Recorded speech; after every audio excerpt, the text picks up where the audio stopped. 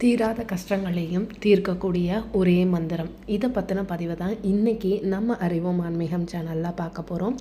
வாங்க பதிவுக்கு போகலாம். பதிவுக்கு போகிறதுக்கு முன்னாடி நம்ம அறிவோம் ஆன்மீகம் சேனலை இது வரைக்கும் சப்ஸ்கிரைப் பண்ணாதவங்க மறக்காமல் சப்ஸ்கிரைப் பண்ணிவிடுங்க.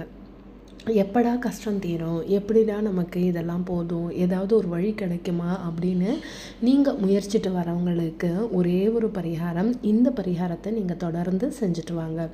தடைகளை நீக்கி கடன் எதிர்ப்புகளை போக்கி செல்வம் மற்றும் பாதுகாப்பளிக்கும் கடவுளாக இருக்கும் இந்த கடவுளை நீங்கள் வழிபட்டுட்டு வந்தீங்க அப்படின்னா தீராத நோய்கள், கடன் பிரச்சனைகள், கிரக தோஷங்கள் நீங்கி வழிபடலாம்.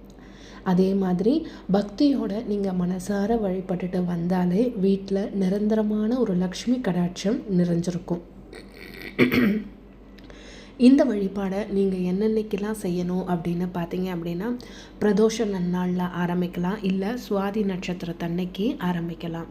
அப்படிப்பட்ட கடவுள் யார் அப்படின்னு பார்த்தீங்க அப்படின்னா நம்ம நரசிம்ம பெருமாள், யோக நரசிம்மர், லக்ஷ்மி நரசிம்மர் அப்படின்ற வடிவுள்ள காட்சி தரக்கூடிய லக்ஷ்மி நரசிம்மர். மிக கடுமையான கஷ்டங்களை கூட தீர்த்து அதிக நன்மைகளை விரைந்து வழங்கக்கூடியவர் தான் நம்ம லக்ஷ்மி நரசிம்மர் கடவுள். நாளை அப்படின்றத தள்ளி போடாமல் பக்தர்களுக்கு அழைத்ததோ ஓடோடி வந்து அருள் செய்பவர் தான். கருணையின் வடிவமான மகாலட்சுமி தாயாரோடு இணைந்திருந்தால் எவ்வளவு விரைவாக எப்படிப்பட்ட உயர்ந்த பலன்களையும் நமக்கு தந்தருள்வார். அப்படிப்பட்ட லக்ஷ்மி நரசிம்மர் வழிபாடு நீங்கள் மனதார பக்தி சிரத்தையோட பிரதோஷ நன்னாளில் இல்லை நரசிம்மன் ஜெயந்தி சுவாதி நட்சத்திரத்தன்னைக்கு இந்த வழிபாடை செய்யலாம்.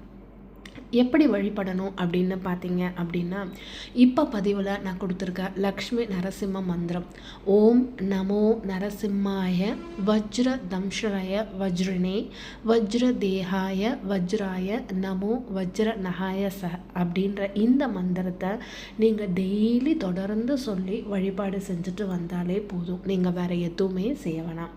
முதல்ல லக்ஷ்மி நரசிம்ம சுவாமியின் சன்னதியில் மாலை வேளையில் இம்மந்திரத்தை 18 தடவை சொல்லி ஆரம்பிங்க. ஒரு சுவாதி நட்சத்திரத்தன்னைக்கு சாயங்காலமாக பழம், பூ, தேங்காய் பழம், நெய், துணி, வஸ்திரம் ஆகியவற்றை சமர்ப்பித்து அர்ச்சனை செஞ்சு ஆராதனை வழிபாட்டை தொடங்கி நம்மளோட குற்றம் குறைகள் எல்லாமே தீர்ந்து நமக்கு ஒரு நல்ல வழி காட்டணும் அப்படின்னு மனமுருகி வழிபட்டுட்டு வாங்க. வழிபட்டுட்டு இந்த வழிபாட்டை நீங்கள் தொடர்ந்து வீட்டில் செய்ய ஆரம்பிங்க. வராத ஒரு நல்ல வாய்ப்பு உங்கள் வாசல் தேடி வரும். உங்களோட தீராத பிரச்சனைகள், கடன்கள் எல்லாம் தீர்ந்து செல்வ செழிப்புடன் வரலாம்.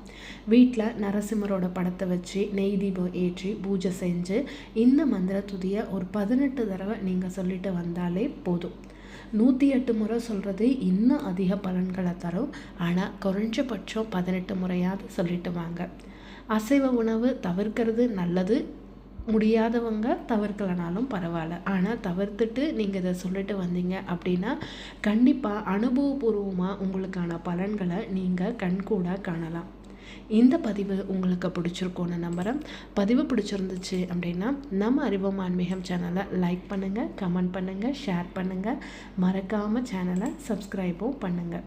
தொடர்ந்து இந்த மந்திரத்தை சொல்லிட்டு வாங்க. சகல சௌபாக்கியங்களும் உங்களை வந்து சேரட்டும். வாழ்க வளமுடன்.